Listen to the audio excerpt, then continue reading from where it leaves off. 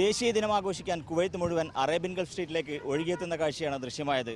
റസാൽമി മുതൽ ഷെർക്ക് വരെയുള്ള Arabian Gulf Street, Fahaheel Al Kout Mall പരിസരം, ഷേഖ് ജാബർ കൾച്ചറൽ വില്ലേജ് എന്നിവിടങ്ങൾ കേന്ദ്രീകരിച്ചായിരുന്നു ആഘോഷങ്ങളേറെയും. കുവൈറ്റ് ടവർ പരിസരത്ത് കാലത്ത് തന്നെ ആളുകൾ കുടുംബസമേതം തമ്പടിച്ചു തുടങ്ങിയിരുന്നു. This National Day is very special to us. It comes only once a year, 25th and 26th. It's very special because you can see everybody is gathered here and enjoying themselves, and you can see water guns. We are playing with each other, so it's very enjoyable and yeah, it's fun.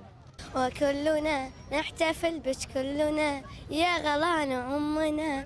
ദേശീയ ദിനത്തിൽ അമീർ ഷെയ്ഖ് സബാൽ അഹമ്മദ് അൽ Sabah, കിരീടാവകാശി Sheikh Nawaf അൽ അഹമ്മദ് അൽ Sabah തുടങ്ങിയവർ സ്വദേശികളും വിദേശികളും ഉൾപ്പെടെയുള്ള മുഴുവൻ രാജ്യനിവാസികൾക്കും സ്നേഹാശംസകൾ നേർന്നു. പോറ്റുനാടിന്റെ സന്തോഷത്തിൽ പ്രവാസി സമൂഹവും സജീവമായി തന്നെ പങ്കുചേർന്നു.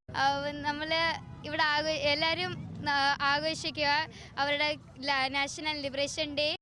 ഇറാഖ് അധിനിവേശത്തിൽ നിന്ന് മോചിതരായതിന്റെ ഓർമ്മ പുതുക്കി കുവൈത്ത് ജനത നാളെ വിമോചന ദിനം കൊണ്ടാടും. കുവൈത്തിലെ ദേശീയ ദിനാഘോഷ പരിപാടികൾ നടക്കുന്ന അറേബ്യൻ ഗൾഫ് സ്ട്രീറ്റിൽ നിന്നും മുനീർ അഹമ്മദ്, മീഡിയ 1.